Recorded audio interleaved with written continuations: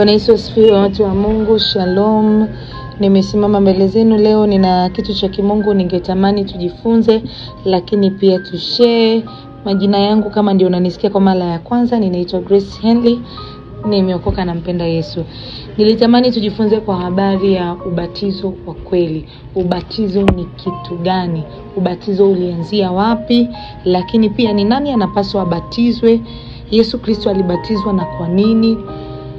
Hayo ni baadhi ya mambo machache ambayo tutakuwa tunayapitia kwenye somo letu la ubatizo. Nitaanza kwa kueleza maana ya neno ubatizo. Ubatizo ni neno la Kiyunani ambalo linaitwa batizo, ikiwa na maana ya kuzamisha.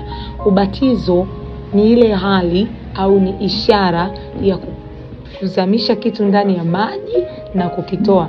Yaani tukisemea ubatizo tunamaanisha huyu mtu anazamishwa na kutolewa ndani ya maji. Kwa maana ya kiroho, ubatizo ni ishara ambayo Wakristo wengi wanaitumia ili kuitangaza mauti ya Kristo. Yaani kwamba tunaunganikana na Kristo kuitangaza mauti yake hata ajapo, kama inavyoelezwa kwenye Warumi ile sura ya 6 na ule mstari wa 3 hadi wa 4. Na mtu wa namna gani atabatizwa? Ili mtu aweze kubatizwa, anapaswa awe ni mtu wa namna gani? Ni mtu wa jinsi gani ndo anayetakiwa kubatizwa? Ukweli ni kwamba mtu anayepaswa kubatizwa ni mtu aliyeokoka. Tafadhali, ni mtu aliyemwamini Yesu Kristo. Nikisema mtu aliyeokoka anakuwa nimetumia maana kubwa, na mtu anaweza akaiweka kidini, lakini niseme ni mtu aliyemwamini Yesu kuwa Bwana na Mwokozi wa maisha yake, kwamba ameamini Kristo Yesu alikuja, akafa, akafufuka kutoka katika wafu. Mtu akiamini ndani ya moyo wake anakuwa amepata sifa ya kubatizwa. Kusoma kwenye kile kitabu cha Mathayo ile sura ya 28 na ule mstari wa 19 mpaka wa 20, anasema nendeni ulimwenguni wote mkawafanye mataifa kuwa wanafunzi wangu, mkiwabatiza kwa jina la Baba, la Mwana na Roho Mtakatifu, na kuwafundisha kuyashika yote niliyoamuru. Ya kwamba mtu huyu akiamini ndani ya moyo wake ya kwamba Yesu Kristo ni Bwana, anakuwa amepata sifa ya kubatizwa. Na swali jingine ambalo tunajiuliza, watu wengi inakuwa kwenye vichwa vyao, kwa nini Yesu Kristo alibatizwa? Cha kwanza niseme, Yesu Kristo ni mwana wa Mungu 100%. Kwa nini alibatizwa? Alibatizwa ili afanyike kielelezo cha Wakristo, kwamba hii ni njia ambayo tutapaswa kuifuata. Hii ni njia tutakayopaswa kuiendea. Yeye alifanyika tu kielelezo wa mfano ya kwamba watu wanabatizwa kwa maji mengi. Kusema kwenye kile kitabu cha Mathayo ile sura ya 3 na ule mstari wa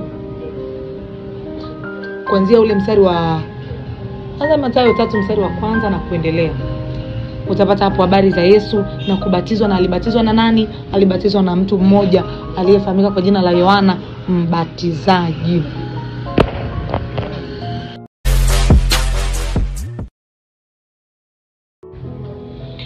Na yanakuwepo maswali mengi kwenye vichwa vya watu. Wanajiuliza, ubatizo wa kweli ni upi? Ubatizo sahihi ni upi? Mimi niseme tu na nifanye clarification kwamba ubatizo wa kweli ni ubatizo wa maji mengi, kwa sababu kwa ndio ubatizo ambao Yesu Kristo alibatizwa, ubatizo wa maji mengi wa kuzamishwa na kutolewa, ya kwamba alikufa, akazikwa, akafufuka mara ya pili, kama inavyosema kwenye Warumi ile sura ya 6 na ule mstari wa 4, kwamba tunaitangaza mauti ya Kristo hata ajapo tunapofanya hiyo process ya kubatizwa. Lakini pia watu wanauliza, Grace, je, kuna ubatizo miwili, ubatizo wa Roho Mtakatifu na ubatizo wa maji mengi? Hapana, kuna ubatizo mmoja, ubatizo wa maji mengi peke yake.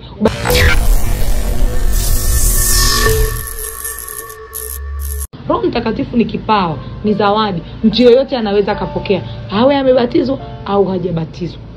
Yeyote anaweza akapokea kipawa cha Roho Mtakatifu.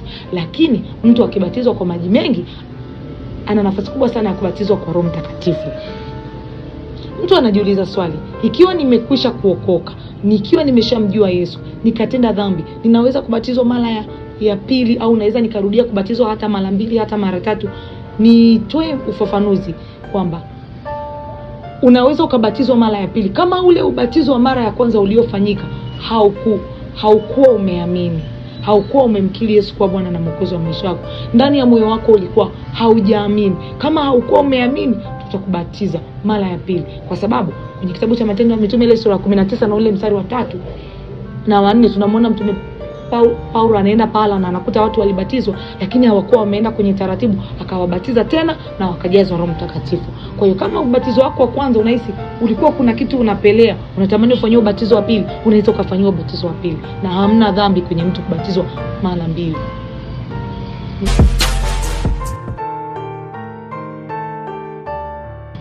Ninakushukuru sana uliyenisikiliza. Niseme Mungu akubariki. Asante kwa kuwa pamoja na sisi. Endelea kutufuatilia kupitia Kikao Project. Asante sana.